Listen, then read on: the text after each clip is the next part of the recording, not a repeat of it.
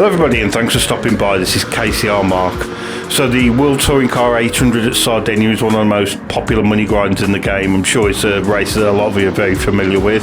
And for a long time my go-to car for this race has been the Sauber C9 that you see before you. It's a very simple tune, so it's one that I've not really made a video of because I just didn't think it warranted a full video. But recently its younger sister, the Mercedes CLK LM, has been added to the Haggerty collection. It's a car I've never tuned before, so for this video I thought it'd be fun to try both cars back to back at the Sardegna 800 race, and I'll share the tune with you and see how we get on. So for this video we're going to start off with my newest purchase. This is the CLK LM. It's a 6 litre V12 and what a racket it makes, just listen to this.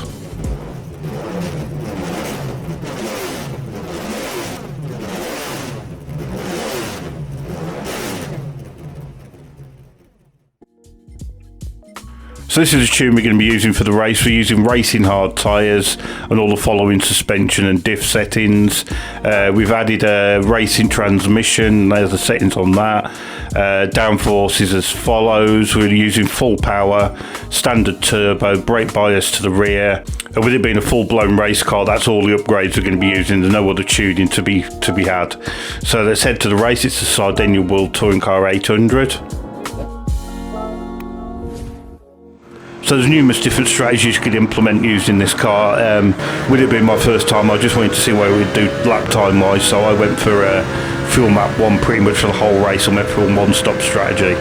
Now despite its appearance, this car is incredibly light. In this tune it's just 940 kilograms, believe it or not, and you notice it straight away when you start driving it. The brakes are absolutely phenomenal on it, and it changes direction so well for quite a physically big car. The car seems to have a lot of aerodynamic grip, so around the fast corners it is absolutely glued to the track, but it seems to lack a little bit in mechanical grip, so you do have to be careful putting the power down out of the slower corners, but once you get used to it, it's very usable and nice to drive. So it's particularly good on tyres as well. We're using racing hards, and as you can see we've made it easily to the end of lap 7 on the fuel. Like I say, with some fuel saving you could probably easily do an extra couple of laps, I would say. So we're going to head into the pits, we're going to refuel, and we're going to add some more tyres. So if you've done this race before, you know that they all pit at least twice, so using this one-stop strategy you should have no great problems winning this race. It splits the race up nicely into 2 parts as well, so you don't need to worry too much about fuel saving. Like I say, the tyres are pretty durable on this. It doesn't seem to eat through them too quick, so you should have no problem with that. By the end of the race I was getting some quite consistent lap times in, my fastest lap being a 1:34.6. I was quite happy with the lap. I could have gone maybe another 4 or 5 tenths quicker, but I wanted to get a good lap in there because I wanted to compare it with the C9 that will be coming up shortly. So we're coming up at the end of the race now. As you can see, pretty substantial lead, quite an easy last couple of laps, no bother with the fuel and loads of tyres left, and we crossed the line for a pretty easy victory. I won't be taking my total time into account because I had a few little mishaps because I was really pushing the last half of that race, but all in all a really nice car to drive, very impressed. But let's get on to the C9 and see how that compares. Like I say, this is a car that I use quite often for this race. It's a 5 litre V8 twin turbo, and this is what this sounds like.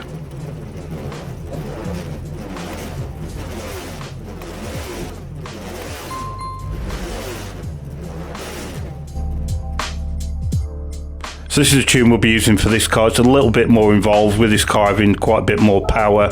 We've had to add some ballast just to get that performance points down. You can see all the suspension settings. Again, all we need to buy really is full race gearbox and the racing hard tyres. We're using standard turbo, brake balance to the rear, and that's all the upgrades you can use. Okay, so we're heading into the race in the C9 to see how this compares. Obviously a very different animal to the CLK. It's 10 years older, it's got 100 more horsepower, it's a little bit heavier, it's twin turbo, so it's a very different beast. But again, it's a really nice car to drive. It's maybe feels not quite as precise to drive as the CLK, but I think that's more to do with the weight than anything else. Loads of power, loads of grunt, really nice to drive. Brakes are absolutely outstanding once again on it, and it sounds absolutely glorious as well. So just for comparison, I'm going to be doing a one stop in this car as well. Not quite as good on fuel as the CLK. I had to do a little bit of fuel saving just to make it round 7 laps, but no great bother. Great on tyres again, with it being a lightweight car, it's not too aggressive on the tyres. So we stop on the end of lap 7 for a fuel tank of fuel and some more tyres. So after exiting the pits with a fresh set of tyres, I started to really push the second half of this race, and wow, this car is absolutely rapid. My fastest lap I achieved was only 0.2 quicker than the CLK, but there's a lot more potential in this car. I think I could have gone at least a second, maybe a second and a half quicker. I just didn't really get a great run, but the only downside to that is it is quite thirsty. So in hindsight, probably best for the latter half of the race to maybe go on to fuel map 3 or 4, but I went flat out just to try and get some lap times in, and struggled a bit the last couple of laps. I had to really fuel save. I had to go on to fuel map 6 and do some pretty aggressive short shifting and lifting and coasting, but another pretty comfortable victory in the end, and with that clean race bonus, it's pretty hard to lose another 727,500 credits. So in conclusion, how do these two cars compare? Well, both cars are absolutely fantastic for this race, and I'd highly recommend either of them, and it comes down to personal preference. The CLK LM is probably the easier of the two cars to race. You don't need to concern yourself with the fuel, with it being so light. It's much better fuel economy wise, but for me the C9 is the one I would go for. It feels much more mechanical and visceral to drive. It's much more fun. Yes, it's not so good on fuel. You have to be very careful with the fuel usage, but yeah, they're both absolutely fantastic. You won't be disappointed with either of these cars, but my top choice goes to the C9. So thanks for stopping by. I hope you enjoyed that. Let me know how you go on in the comments with the tunes, and I'll see you again soon. Cheers, bye.